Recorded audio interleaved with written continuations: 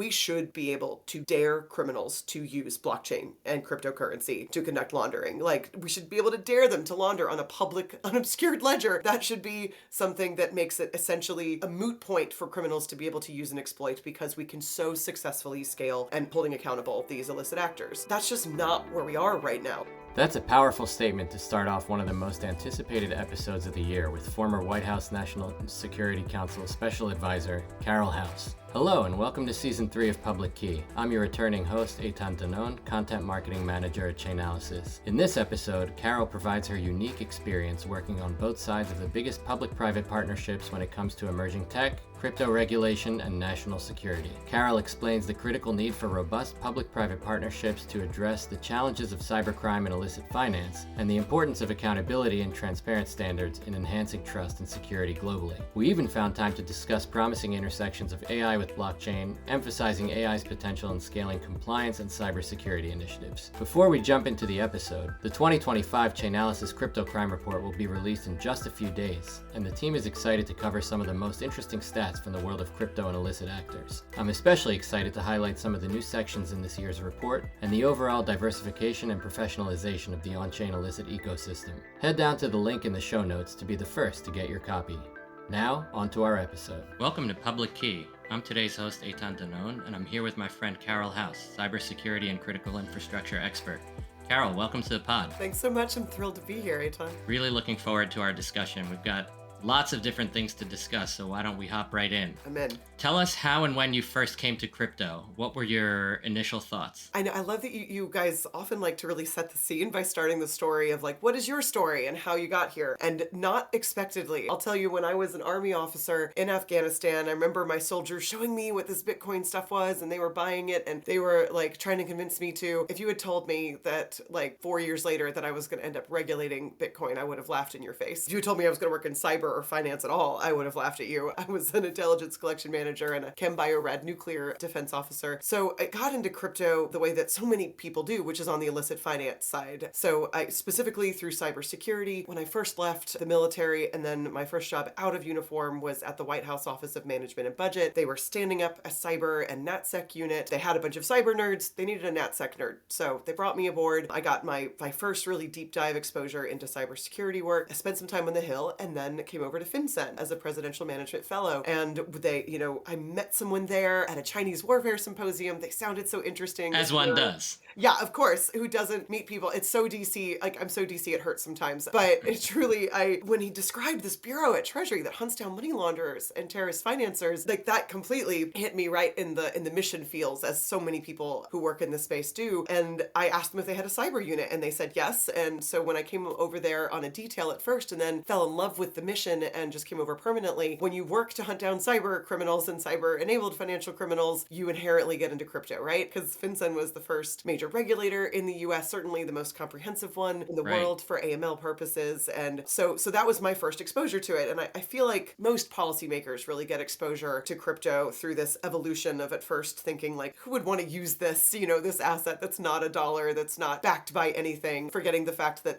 we also don't back our currency with commodities. It's just backed by faith in the nation and faith in our military and roads and rule of law, but instead belief in this broader, community and the Bitcoin nation, if you will. But starting with that kind of skepticism and incredulity, to then seeing, oh, bad guys are using it. Oh my gosh, what does this mean? To then recognizing, wow, like this is all published on a public ledger. That's really interesting. Swift and Fedwire and chips don't publish public ledgers. Cash doesn't publish public ledgers. So recognizing the benefits of that, and then getting into looking more deeply into the technology as it really stokes your intellectual curiosity. I feel like that's oftentimes people's evolutionary arc in getting exposure to crypto. That was definitely mine on different timelines than other people sometimes. So that was my first exposure to it, was some incredulity really early on when I was in the army and not in that space and not really in tech space. And then getting into tech, starting to recognize the value and just the interest in the technology ultimately, but also recognizing the limitations because of how that technology has been implemented that has allowed it to be exploited. Sounds good. Yeah, I think technology and illicit finance, it sounds like we're the gateway drug in the wild world of cryptocurrency. So you've done it all, it sounds like. I mean, you've done certainly policymaking in spades, military service, punditry, think tanks, advisory in the private sector. What would you say the through line has been,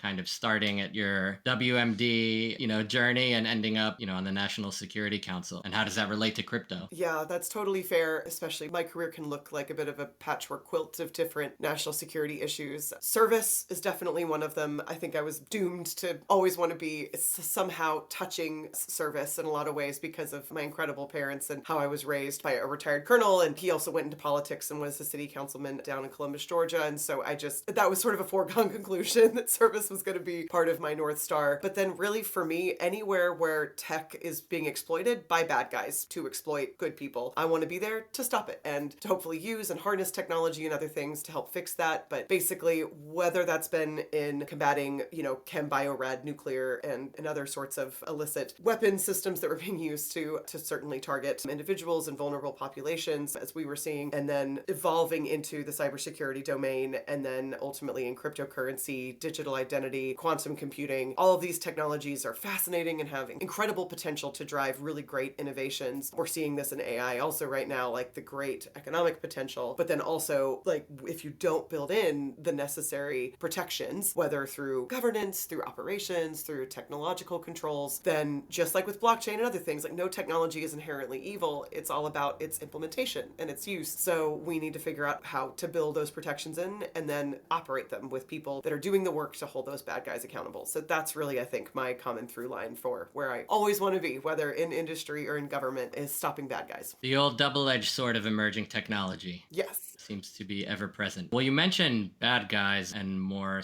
broadly illicit finance. I think Chainalysis, our motto is building trust in blockchains, and the way we do that is by shining a light on all manner of entities and actors who are abusing the financial system through digital assets. Across a lot of kinds of cybercrime, illicit on-chain activity, routinely and probably increasingly these days we talk about the importance of public-private partnerships. One question I have for you is, what does the crypto sector not get about the government's perspective, and vice versa? Having worked closely with and sat in the chair on both sides of the discussion, how do you see things improving, and where is there perhaps a disconnect still? Yeah, I do love this question because you're not just asking like what are the partnerships that are needed, but also really driving a scalpel into what is stopping these partnerships from having evolved, because we've been in this space, many people have been in this space for many, many years, and we've talked about public-private partnerships and the need for things like information sharing for so long. The talking points are the same ones for the most part that I was saying 5 years ago. Those have not evolved. And even saying them then wasn't because I was like any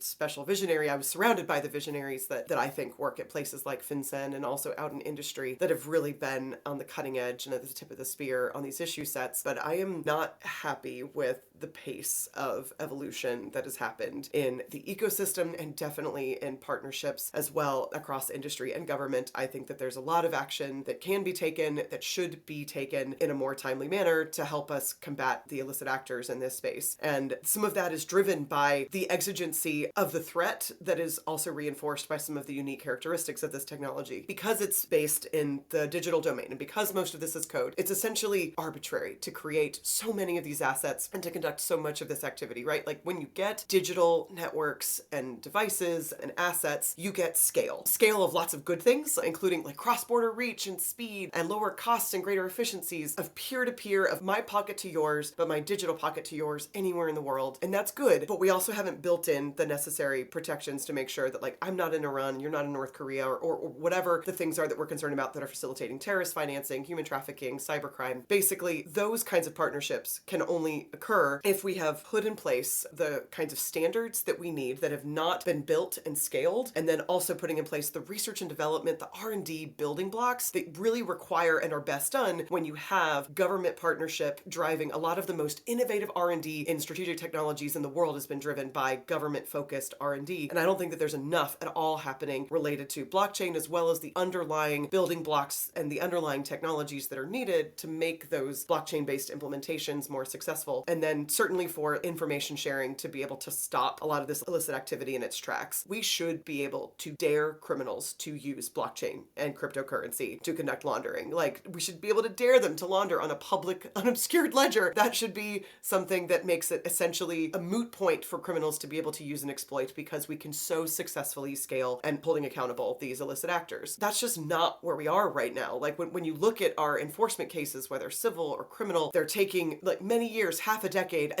in some cases, to bring these actions. That kind of scalability is not being achieved on the accountability side. And I think that we really have to lean in on industry, especially there, because of a lot of reasons, including that I think that in democracies are not really made very well for government to scale. They're made for industry to scale. So I just think that with industry, who is the operator of these services, who's the most, successful innovators in the reg tech space, like companies like yours, we need industry to scale its efforts, including working together and with each other. But the incentives haven't really been aligned just yet. And so I think that this is where there's a misunderstanding on both sides for understanding what I think each other's responsibility really can and should be, and also what is in the realm of possible right now for us to be able to share and take action. I think oftentimes people keep asking for things like, oh, I want liability protections from the government. The executive branch has done everything that they can for liability protections to industry. So oftentimes when industry is saying that, they're talking to the wrong branch of government. They need to be talking to Congress, or candidly, most of those liability protections have in fact already been given. So actually their problem is with every other nation internationally where these companies operate. The US can't give a blanket global protection from,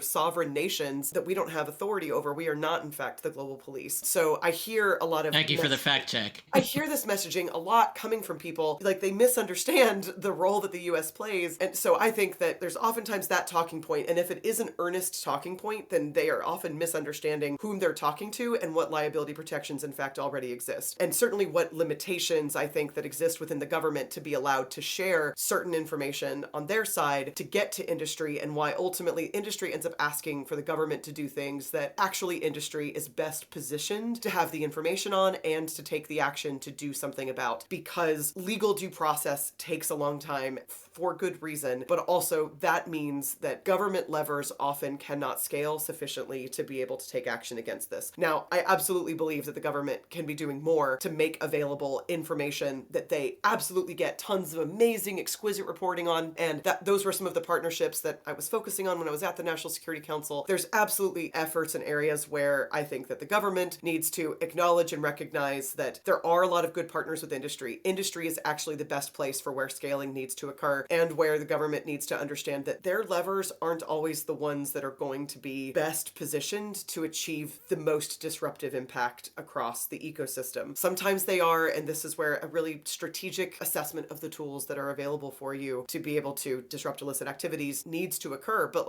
you get different effects from things like law enforcement actions that often take many, many years, but are also the most enduring impacts, right? Like, those are some of the only ways that you ever get somebody out of the battle space, or you put them behind bars and truly hold them accountable, versus infrastructure takedowns that may be reconstituted within a few months, but have that nearer term, perhaps more sustained sequence of actions. Right. Yeah. So there's a variety of different things, and I think that that's where some of the greater misunderstandings are occurring, is understanding whether your sector has what authority and capability to do something about it, and recognizing and acknowledging then your limitations, and needing to come together to figure out what is the most sustained pressure campaign that we can, in partnership with industry, bring to bear on the illicit networks that are exploiting crypto to exploit good guys. Responsible players don't want this happening either. So sorry, I know that was a really long explanation. No, you mentioned we should dare illicit actors to use the blockchain. I think probably a year and a half-ish or 2 years ago, Hamas put something out on Telegram saying, don't use Bitcoin, don't use cryptocurrency. This can be tracked, this can be traced. And certainly,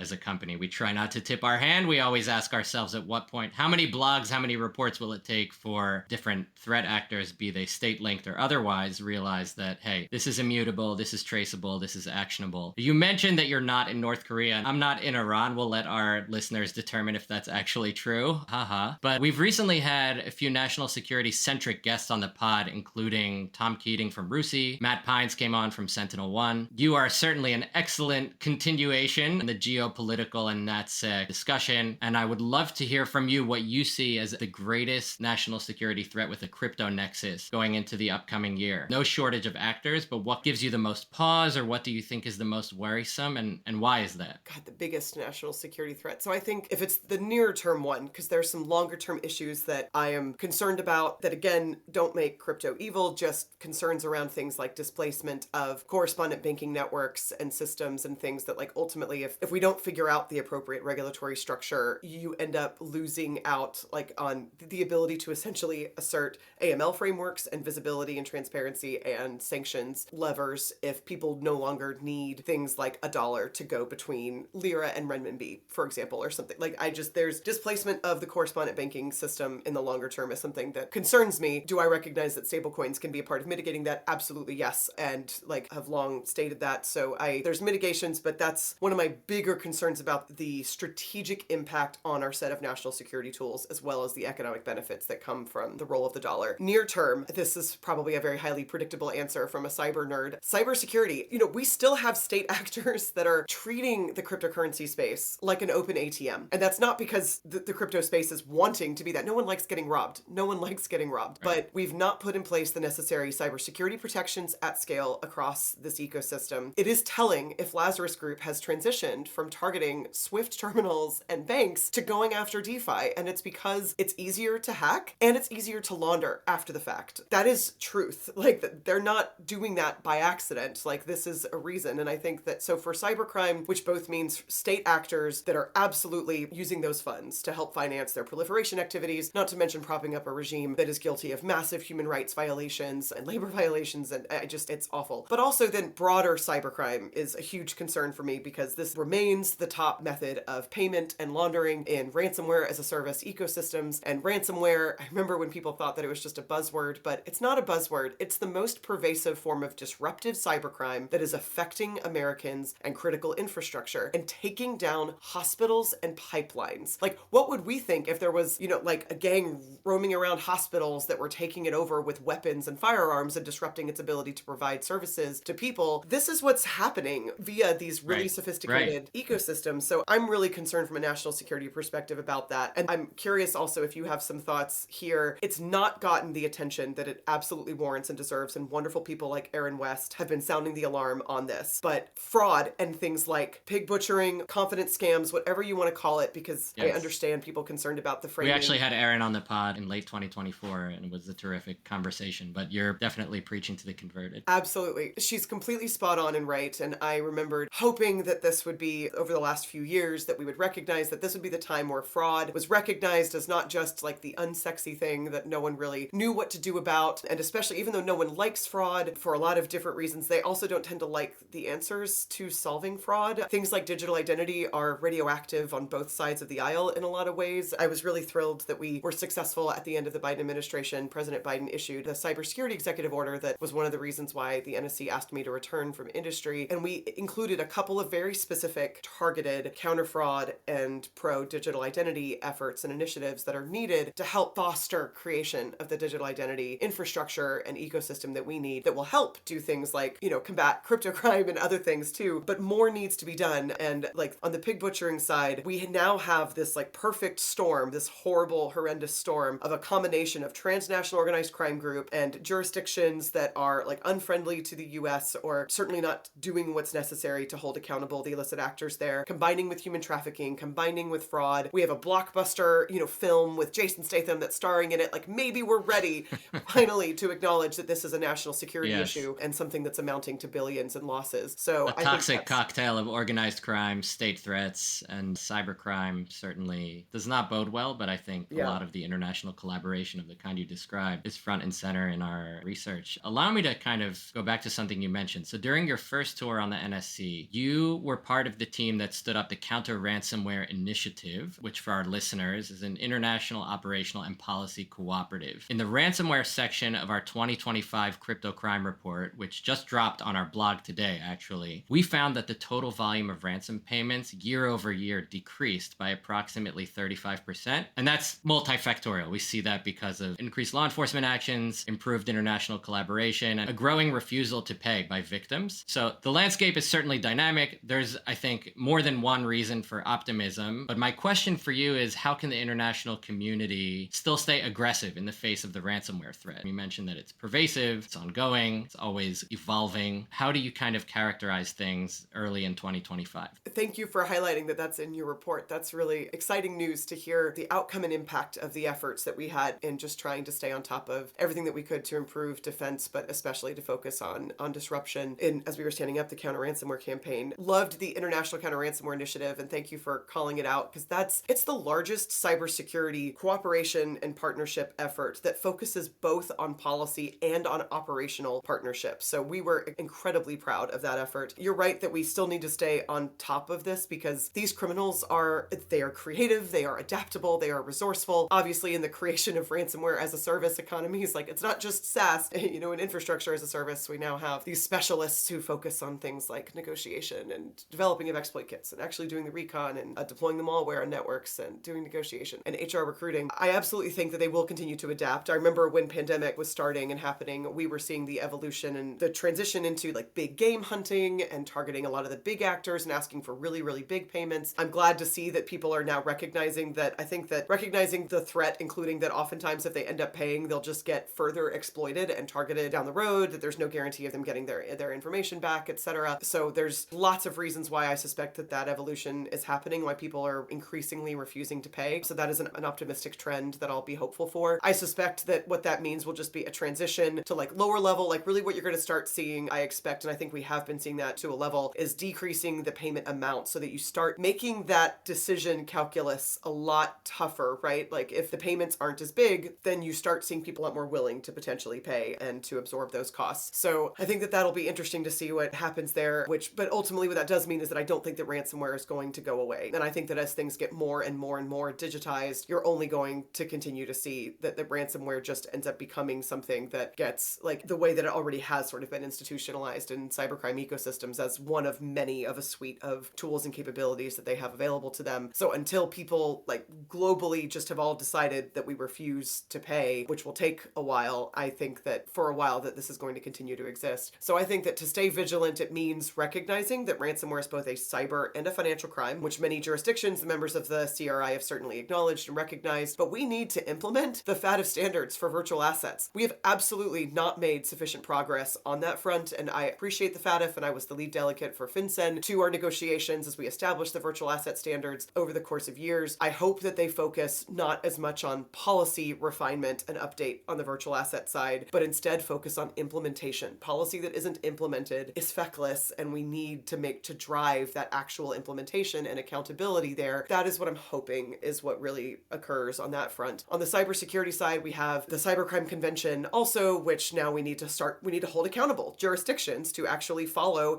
and hold accountable the illicit actors that are operating inside of their jurisdiction. And many of these guys are operating from inside of Russia. We need that. So it's all about accountability and implementation right now is what I think needs to occur to make sure that we stay vigilant against the ransomware threat. Absolutely. And as the cliche goes, Rome wasn't built in a day. And I think a lot of these efforts are multidimensional and by their very nature require tons of international collaboration, long-term investments. That actually brings me to my next question. So you have written extensively about the historical payoff that the world has enjoyed from investing in Web 2, the early days of the internet. Many of us in industry have drawn parallels between Web 2 and Web 3. What initiatives and investments do you think are going to have the biggest ROI to help build trust in blockchains? Like, what do you think government and industry should do? In the early days, everyone loves to point this out. Everyone thought the internet, oh, that's the place for scams. That's the place for cybercrime. The idea of putting a national ID number or a social security number on the web was unthinkable. I think with the development of advanced encryption, SSL encryption, e-commerce could flourish. There was a lot of development in that way. What needs to happen? What's the analog, or kind of as you see it, what are the investments that you think will bring that big ROI to unlock the potential of DLT broadly and cryptocurrency in particular? I, again, really appreciate how you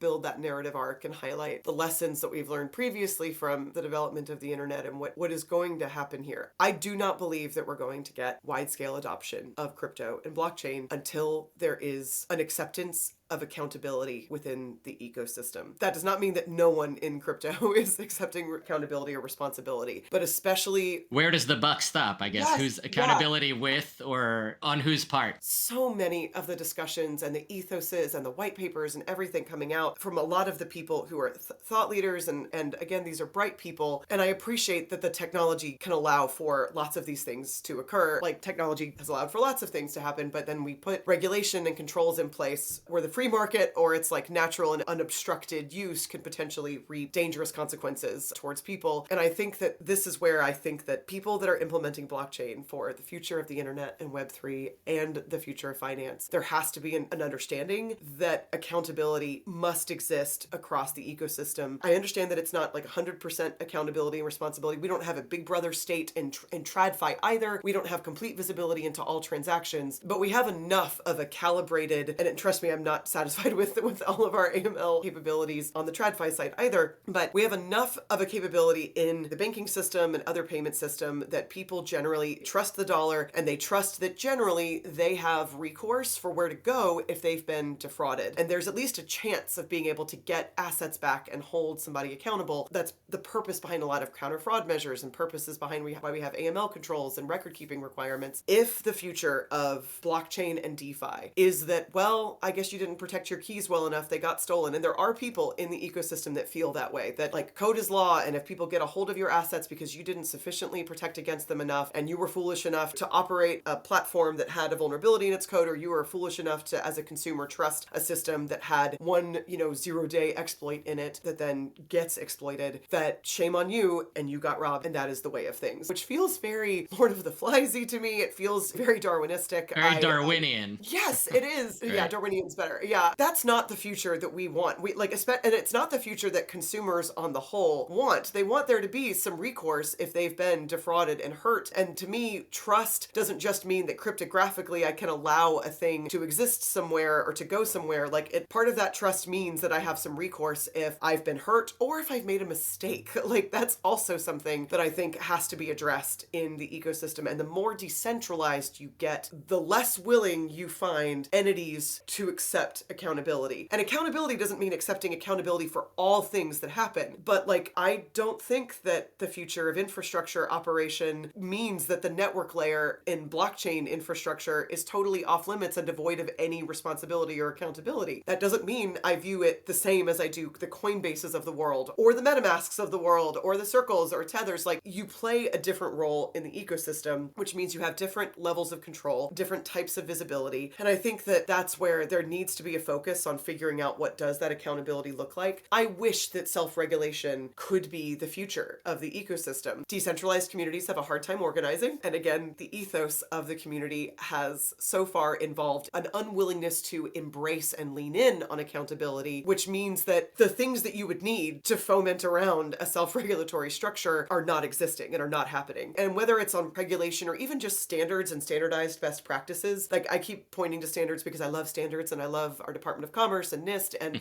things like standards. I've testified to them. Many other people have spoken to it and written on the need for greater standards here. This is where I need industry to come to the table, to the government, and say, here's where we need some standards. Let's bring together the best thinkers in academia, in industry, in infrastructure, otherwise in traditional spaces as well of infrastructure and finance. Let's build out what those standardized best practices should be, because there's some instances where I see basic key management practices are not being followed, and that's the culprit in the exploitation and the hacks in this space. So it's already existing standards not being implemented. But in other cases, it's because there aren't already existent practices, so it's not an implementation problem yet. It's we haven't built out what that should look like. So I think that there's a lot of opportunity for some real candor and intellectual honesty to happen between industry and government to talk through what's not working, and then talk through what should exist, and then think through things like standards of practice of different governance models inside of a decentralized systems of where you can put accountability and different controls at different places. I think it can look different in different systems, but something that allows for the creation of enough trust and recourse for at least enough of the illicit use cases that we're currently seeing, which is not currently happening. That's an awesome point, and I think you've definitely hit the nail on the head there, and certainly a sensitive issue for many on the Web3 side in terms of regulation and whether crypto,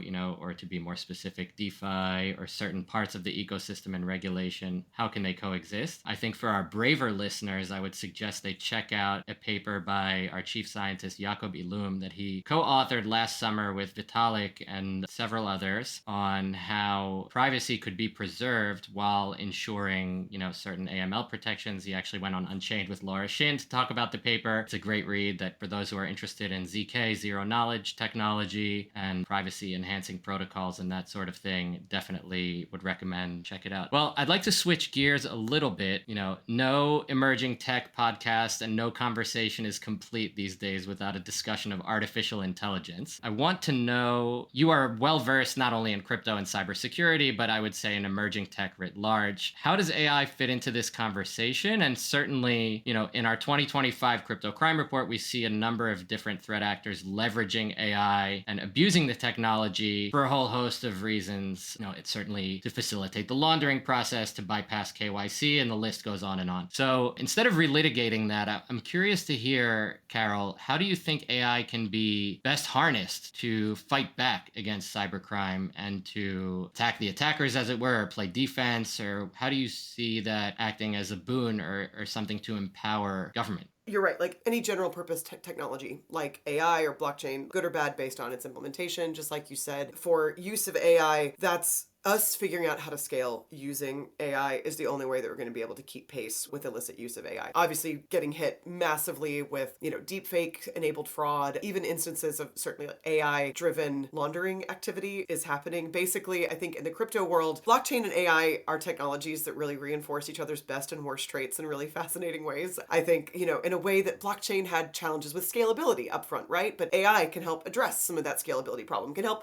address some of the compliance issues, being able to do analysis across lots of amount of data to be able to assess risks, and that doesn't just have to be AML, it can be to identify stability risks or vulnerabilities in code that may be further exploited. AI can be used to help solve a lot of different problems. Of course, the advanced, algorithms and models that can be used to do things like to generate, code and software patches can also be used to develop malicious malware, as well as to potentially detect vulnerabilities that could then be exploited by illicit actors. But basically, that certainly holds true in a lot of other ways. The same advanced protein models that can help to do things like develop vaccines can also then be turned to help generate a bioweapon potentially. So this is hence why some of the fear or the concerns of AI, if you don't manage its use in some way, have raised concerns for people and some really tough questions around how do we or should we impose requirements or security features into technologies themselves or into their specific use cases, the way that we normally regulate in an activity or function-based approach in the US. So I think here, the way that we can be using AI, certainly we need to be keeping pace to leverage AI, to turn AI towards itself and tell us, where is AI being used to generate fraudulent images and things so to try to detect those deep fakes, to look for some of the indicators that point to the fact that an image that's been created is not in fact something that's real, or it's been generated by, an AI that's using lots of other repositories of images in order to create something that's synthetic. So I think that there's AI that can help us to better detect illicit credentials and capabilities that are happening there. Hopefully AI to help us better detect where money laundering activity that's occurring may in fact be AI generated or AI fueled and enabled, because when you have a lot of the ability for smart contracts to now be smart,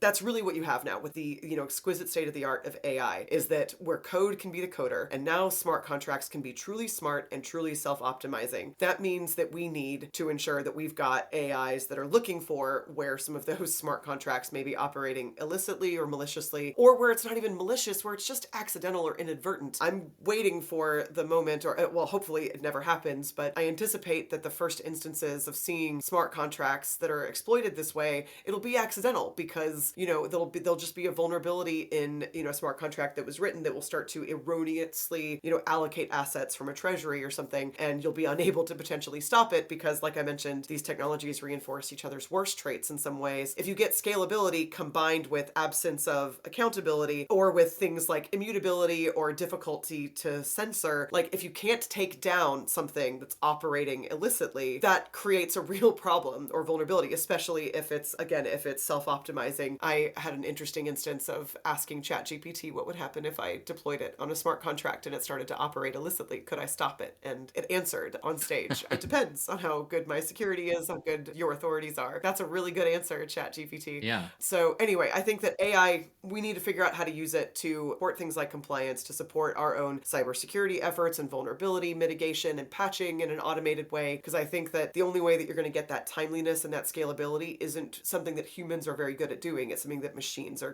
better at doing. Yeah, well, that was an awesome answer. I think you mentioned before, that a lot of cybercrime, people need to reconceptualize. It's not only a tech crime, internet crime, but also at its core financial crime. And so there are many prongs. And I think in the AI discussion, there will be many more use cases to address those different aspects of cybercrime and to integrate them. I guess my final question to wrap up, building on your experience, and spoiler alert for our listeners, given that you're not in government anymore, but have a lot of valuable perspectives derived from your time in government. You've worked on a lot of public-private partnerships, lots of initiatives. Are there any public-private partnerships or other kind of sector-specific projects or any of those types of initiatives that you think crypto sector or more broadly kind of industry and government should look more carefully at creating? Is there anything that you think you're going to personally kind of give a little more attention to now that you have lots of different cookie jars open and I reckon a hand in each one? What do you think has not been done that desperately needs doing? Yeah, great question. And you're right. As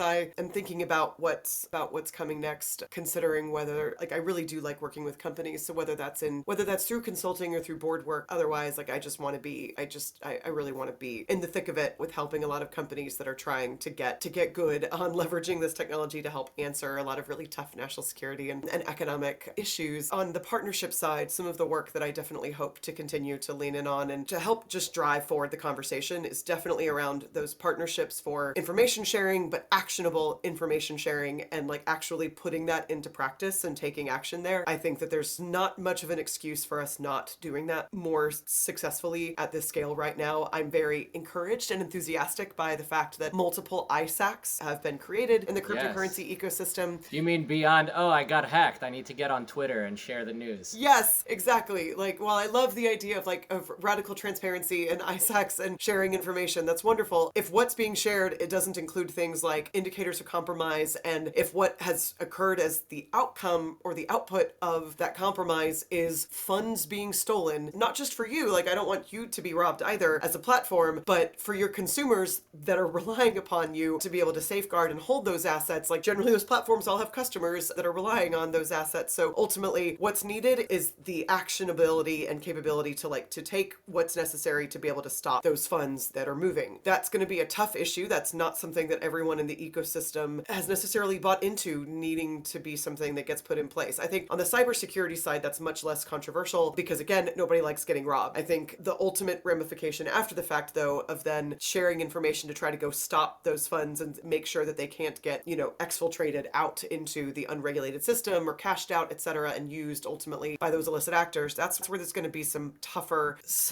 points of partnership internationally, even with an administration that is not focusing or prioritizing efforts on enforcement is certainly what I anticipate not to be a priority for this administration. So far, based on the messaging from them, focusing on innovation, focusing on deregulation, yet also focusing on legislation to create more regulation so that what areas they decide to deregulate in and in other areas create regulation, I think is going to be a big area of question for me. I am optimistic that at least a clear pathway to registration and supervision will be a way forward here, which I am very much looking forward to, and am saddened that that's not something that we were successful in doing to the extent that we really needed to over the past 4 years. So I think that some of that will be good, but efforts around standards to improve cybersecurity and then on sharing information on illicit finance, those are low-hanging fruit, something that I think that everybody should be able to get behind the cybersecurity one, and I think most everybody should be able to get behind the sharing of information that around illicit actors, and especially where we know that it's defrauding and hurting people and vulnerable populations, things that nobody is happy about except for the criminals, and then also where it's the biggest bads like state actors and propagators of CSAM and child sexual abuse material and human traffickers. I think that there's opportunities there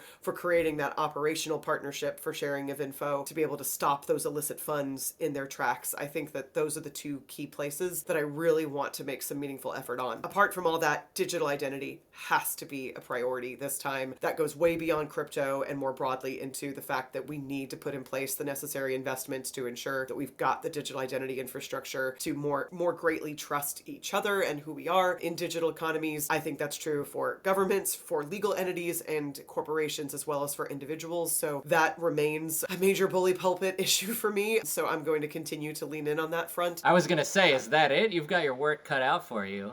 That's quite a lot of stuff. No, certainly on the info sharing front, one of the most beautiful aspects of the blockchain is its unclassified nature and the international collaboration that drives for those of us who have come out of the underbelly of the national security vortex or have just been used to protections against, discussing certain things, certainly between governments and then between government and industry, that I think that will resonate with lots of our listeners. For our listeners who are interested in following your work and connecting with you, how do you recommend they keep tabs on you or drop you a line? Great question. For now, I'm mostly on LinkedIn. I mentioned before, I'm so DC it hurts sometimes, but truly do reach out anytime to me on LinkedIn. I monitor it frequently, and it's how I keep a pulse about where a lot of folks are currently in their thought leadership and their efforts on the crypto front. And otherwise, I'm in DC also, but I travel quite a bit, so really happy to meet up with folks anywhere to talk about or argue about what the future is of digital economy infrastructure, as well as the future of money. I don't know that anyone having listened to this episode would want to pick a fight with you on digital identity or crypto, but thank you for the great conversation, and thanks for coming on the pod. Thank you.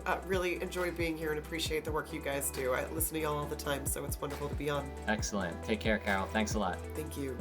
Carole House has such a storied career and has contributed so much to the area of crypto and national security. It was an absolute treat to have her on the podcast. Before you go, remember to share this episode with one friend who is interested in crypto as much as you are. We appreciate all your support, but the only way we're able to find the best guests in the industry is by word of mouth and growing our audience. One last thing, head down to the links in the show notes to read more about Carole's insights into the recent White House executive orders around innovation and the nation's cybersecurity, and to read through Blockchain Privacy and Regulatory Compliance, the research paper from 2023, written by Ethereum's Vitalik Buterin, Chainalysis' own Jacob Ilum, and several other industry thought leaders.